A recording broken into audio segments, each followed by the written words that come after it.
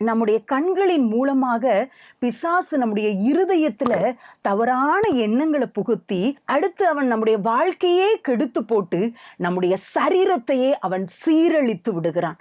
ஆகவே தான் வேதம் சொல்லுது, கண் நமக்கு சரீரத்தினுடைய விளக்காய் இருக்கிறது. அதுதான் வெளிச்சம் நம்முடைய சரீரத்துக்கு.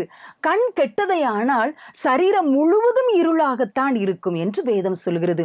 பிசாசு கண்ணு மூலமா ஒருத்தங்களுடைய வாழ்க்கையை மாற்றிடலாம், பாவத்துக்கு அடிமையாக்கிடலாம் அப்படின்னு நினைக்கிறதுனாலதான் வேதாகமத்தின் முதல் பக்கங்களிலேயே ஏவாளை வஞ்சிக்கிறதற்காக சர்ப்பமாகிய பிசாசு ஏவாள்கிட்ட போய் கேட்கிறான், இந்த பழத்தை ஆண்டவர் சாப்பிடக்கூடாதுன்னு சொல்லியிருக்கிறாரா அப்படின்னு கேட்ட உடனே ஆமான்னு சொல்லி ஏவாள் சொன்னோடனே சொல்றான், இந்த பழத்தை நீங்க சாப்பிட்டீங்கன்னா உங்க கண்கள் திறக்கப்படும் அப்படின்னு சொல்லி வஞ்சிக்கிறத பார்க்க முடிகிறது.